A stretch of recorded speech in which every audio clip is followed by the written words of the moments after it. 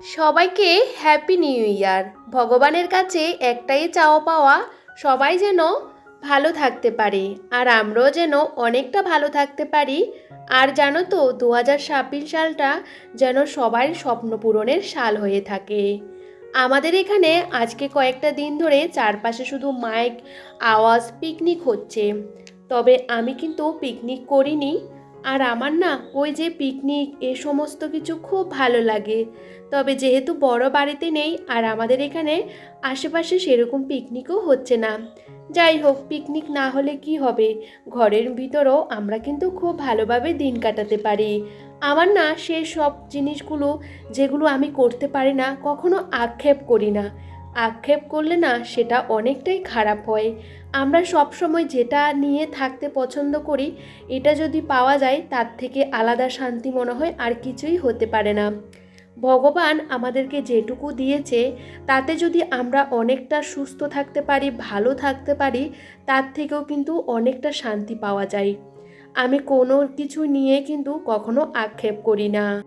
আর 2026 সালে দিদি বোনদের আমি একটা কথাই বলতে চাই, চাওয়া না পাওয়া কিছুই হয় না। সংসারের শান্তি বজায় থাকলে আর স্বামী স্ত্রীর মধ্যে যদি মেলবন্ধনটা থাকে, তাহলে কিন্তু আর কিছুই মনে হয় না।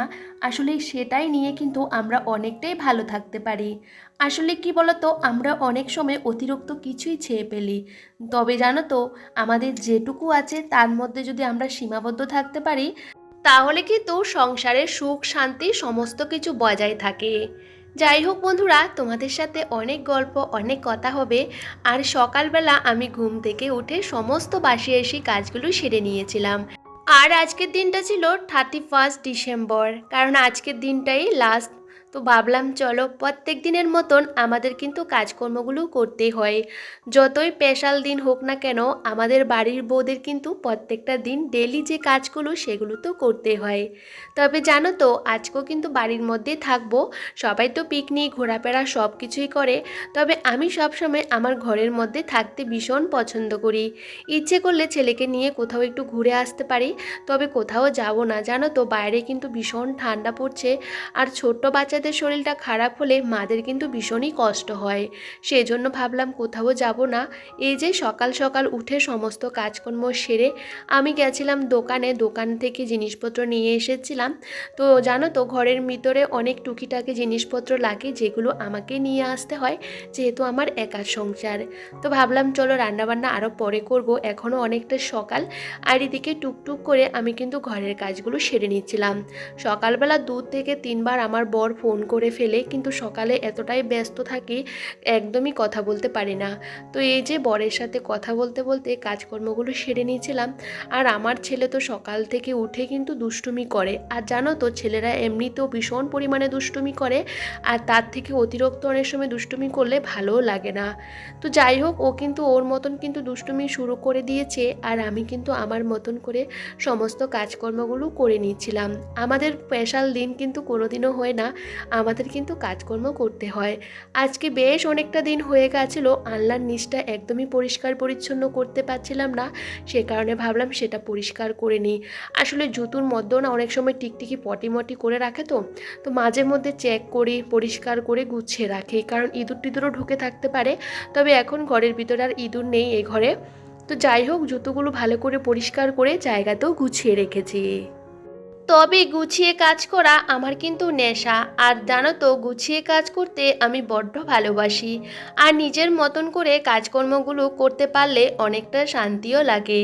যাই হোক, এখন বিছানাপত্রগুলো ভালো করে গুছিয়ে নেব। বেশ অনেকটা দিন হয়ে গেছে এ ঘরে বিছানা চাদরটা চেঞ্জ করি না, কারণ জানো তো বিছানা চাদরটা একদমই পরিষ্কার পরিচ্ছন্ন। আর এই ঘরে আমরা বেশি একটা থাকি না, তারপরেও কিন্তু আমাকে প্রত্যেকটা জায়গায় গুছিয়ে রাখতে হয়। আমরা না ঘুমালে কি হবে, তারপরও কিন্তু অনেক পোকামাকড় এটা সেটা চলে আসে, তো সেজন্য সবসময় পরিষ্কার করে রাখতে হয়। বেশ কিছুদিন ধরে ফ্রিজটাও পরিষ্কার করা হচ্ছে না, কারণ জানালাগুলো বন্ধ থাকে, সেরকম ধুলোও আসে না। তবে কাপড়টার নিচে দেখি হালকা ধুলো হয়ে গেছে। আর আমার চোখের সামনে যদি কোনো কিছু পড়ে না, সেটা পরিষ্কার না করলেও ভালো লাগে না। আর আমি সবসময় কিন্তু কাজগুলো গুছিয়ে করতে ভীষণই ভালোবাসি। আর জানো তো, কাজ করতে করতে অনেক সময় নেশা হয়ে যায়, একটা কাজ না করলে আমাদের আর ভালো লাগে না। তো সেজন্য আমি সবসময় কিন্তু গুছিয়ে সমস্ত জায়গাগুলো পরিষ্কার করে রাখারও চেষ্টা করি। তবে মাঝে মধ্যে দেখবে চোখের সামনে অনেক জিনিসপত্র থাকে, সেগুলো পরিষ্কার আমাদের করতে হয়। অনেক সময় যে জিনিসগুলো আমাদের চোখে পড়ে না সেগুলোও কিন্তু মাঝে মধ্যে পরিষ্কার করে নিলে ঘরটাও কিন্তু সেরকম নোংরা হয় না। আর আমার এই যে ছোট্ট ওয়ার্ড্রপটা, সেটার পেছনটা ভালো করে পরিষ্কার করে ঝেড়ে নিয়েছি। আর নিচের সাইডগুলোর মধ্যে তো এমনিতে ঝাড়ু ঢোকে না, তো শলাগুলো ঢুকিয়ে কিন্তু একটু আলগি দিয়ে পরিষ্কার করে নিয়েছি। এই জায়গাগুলো কিন্তু আমরা প্রত্যেকটা দিন পরিষ্কার করতে পারি না, তবে সপ্তাহে একটা দিন বা দুটো দিন পরিষ্কার করে নিয়ে যাওয়ার চেষ্টা করি। তাহলে ঘর একদমই পরিষ্কার পরিচ্ছন্ন থাকে, আর পরিষ্কার যেখানে থাকে সেখানে কিন্তু মা লক্ষ্মীর বাসও থাকে। যাই হোক, এদিকে দেখো ঘরের প্রত্যেকটা জায়গা ভালো করে মুছে পরিষ্কার করে নিচ্ছিলাম। ভেবেছিলাম জানো তো এই সমস্ত কাজগুলো করব না, আর একবার যখন কাজের মধ্যে ঢুকে পড়ি আর নেশা ঢুকে যায়, তখন কাজগুলো না করলেও ভালো লাগে না। আর এদিকে এক এক করে ঘরের প্রত্যেকটা জিনিস ভালো করে মুছে পরিষ্কার করে জায়গাতে রেখে দেব। ওই যে বললাম বেশি একটা বাজে না, এখন কিন্তু 9টা মতো বাজে। আমি কিন্তু ঘরের জিনিসগুলো বাইরে একটু রোদ্দুরে দিয়েছি, আর এদিকে কিন্তু ঘরের প্রত্যেকটা জায়গা ভালো করে পরিষ্কার করে গুছিয়ে নিয়েছিলাম। রান্না বান্না করব, সে সমস্ত কিছু আগে থাকতে রেডি করে রাখবো, তাহলে রান্না করতেও বেশিক্ষণ সময় লাগবে না। তো ভাবলাম চলো ঘর দুয়ার পরিষ্কার পরিচ্ছন্ন করে আর বাইরের সমস্ত কাজকর্মগুলো সেরে তারপরে চানটা আর পুজোটা করে নেব, আর একটু দেরি করে রান্নাটা বসাবো। শীতকালে দেখবে গরম গরম খেতে কিন্তু বেশ ভালো লাগে। আর আমার বর যেহেতু বাড়িতে থাকে না, ও যেহেতু বাইরে থাকে, আর ও যেহেতু জব করে, আর ওকে কিন্তু বাইরে বেশিরভাগ থাকতে হয়। কারণটা যারা সিভিল ইঞ্জিনিয়ার জব করে তারা কিন্তু ওই যে বাড়িতে বসে থাকতে পারে না, ওদেরকে কিন্তু বেরোতে হয়।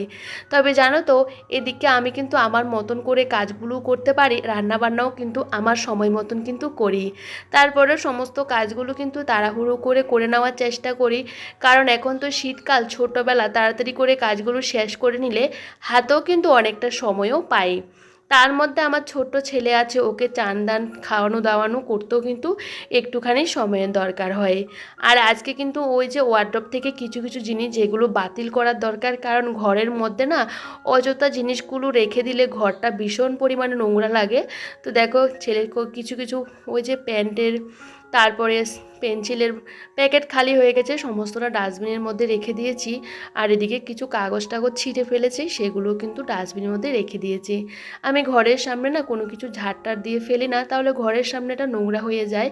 আর যেহেতু বাইরে সকালবেলা একবার ঝাড় দিই, তারপরেও কিন্তু সমস্ত কাজকর্ম করার পর আবারও একবার ঝাড় দিতে হয়, কারণ ছেলে এটা সেটা নিয়ে ফেলে, তো সে কারণে। আর এই ঘরের ওয়ালগুলো কিন্তু আমি সুন্দর করে ঝেড়ে নিয়েছি, পরিষ্কার করে নিয়েছি। আর এই যে আলমারির উপরে কয়েকটা জিনিস রেখেছিলাম, সেগুলোর মধ্যে প্রচুর ধুলো বসে যায়, প্রত্যেকটা দিন তো আর পরিষ্কার করতে পারি না। তো দেখো এখন পুতুলগুলোকে নামিয়ে সমস্ত জায়গাটা একটু পরিষ্কার করে নিয়েছি। আর এদিকে ঘরের প্রত্যেকটা জিনিসও মোছামুছির কাজটা সেরে নিয়েছিলাম। আর এই যে ব্ল্যাঙ্কেটগুলো বাইরে একটু রোদ্দুরে দিয়েছিলাম, তবে আজকে বেশি একটা দিইনি, ওই যে একটু ঝেড়ে রেখেছিলাম চেয়ারের মধ্যে। তারপরে ভাবলাম চলো এখন গুছিয়ে রাখবো, কারণ সব সময় না দেওয়ার দরকার হয় না। এখন কিন্তু আমাদের এখানে বেশ সুন্দর ঝলমলে রোদ উঠে যায়, প্রায় ওই যে 7টা নাগাদেই উঠে যায়, কোনো রকম অসুবিধা হয় না। তবে মাঝখানে একটা দিন না রোদ উঠেনি, এতটা কষ্ট লাগেছে জানো তো, রোদ না উঠলে ভীষণ পরিমাণে কষ্ট হয়, আর কাজ করতেও ভালো লাগে না। আর দেখবে একটু যদি শীতকালে রোদ পাওয়া যায় না, বেশ ভালো লাগে।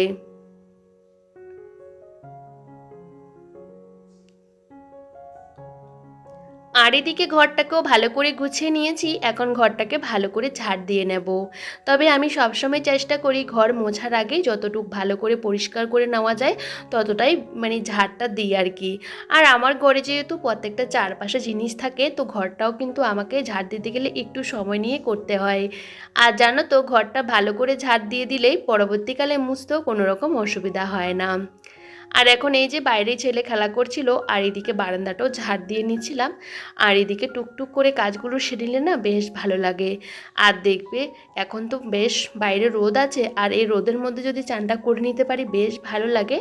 আর আমি না শীত গরম বর্ষা সবসময় কিন্তু ঠান্ডা জল দিয়ে চান করি, আমার আবার ওই যে গরম জল দিয়ে চান করতে ভালোই লাগে না। এদিকে ঘর দুয়ার মুছে বাইরের জায়গাটা ঝাড় দিয়ে নিয়েছি, আর এদিকে পুজোটাও দিয়ে দিয়েছি। আর আসলাম বাইরে। আর সকাল থেকে না মাথাটা একদমই আঁচড়াতে পারিনি, আর ইচ্ছে করেই বলতে পারো আঁচড়াইনি। দোকানে গেছি, এখানে সেখানে গেছি, এমনিতে দলা পাকিয়ে রেখেছি। আর দেখবে চুলগুলো সবসময় বেঁধে রাখতে রাখতে না অনেক সময় জট বেঁধে যায় আর কি, সেটা আঁচড়াতে অনেকটাই কষ্ট হয়। তবে আমার কিন্তু বেশিরভাগ সময় এরকমই হয়। তো বাইরে মাথাটা কিন্তু আঁচড়ে নিয়েছি। আর এখন এই যে শীতকালে গায়ের মধ্যে যেটা না দিলে ভালো লাগে না, সেটা তো দিতে হয়।